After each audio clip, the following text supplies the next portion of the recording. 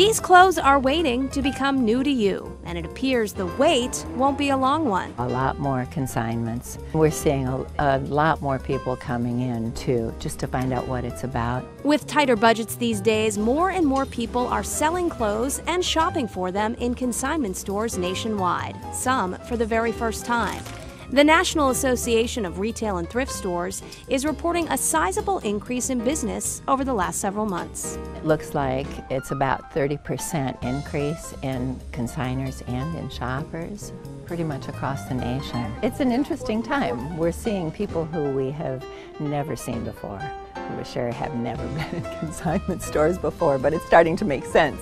It does make sense when you think about it and realize things that you might not use anymore still have value and might be able to generate a little bit of money for you. You won't get wealthy selling your clothes on consignment, but it's a good way to recycle. Things that don't sell in our store, we donate to 3 charities. So the consignor gets the tax credit, but everything gets used up, not thrown away. Recycling what you don't want and getting a good value on things that you do.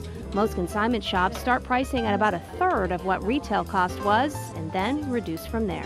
It's been a happy realization, I think, for a lot of people. So here on Great Plain Avenue in Needham, a lot of people are deciding to open up their minds and open up a few doors to a new way of thinking. I'm in here all the time. You cannot beat the clothing, the items, higher end styles. There's always people in here. It's never empty. Maggie Starr co-owns the Closet Exchange with her mother Brenda. They took over a much smaller pre-existing business 7 years ago and have been expanding ever since. They now have a collection of 4 stores on Highland Avenue in Needham. We've got a designer and boutique store, everyday mall label store, and then a last chance store where the bargains are.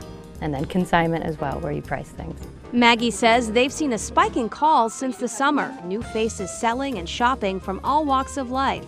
She says there's no longer a typical consignment shopper. There used to be, like you could kind of see them on the street and say, oh, she's been in my store. Now it pretty much is everybody. It's young people to older women to working women. We have a lot of physicians, a lot of school teachers. They shop here, but they consign too to compensate for an income that maybe isn't there as much anymore. So it's interesting. We see everybody. And these days, everyone could stand to save or even make a little bit of extra money. If ever there was a time that this was needed or necessary, I think it's now. I don't think there's anything embarrassing about it. It's nothing to be uncomfortable. It's smart. The fact that it might fill someone else's need is also a really nice thing to be able to do. It's a good thing.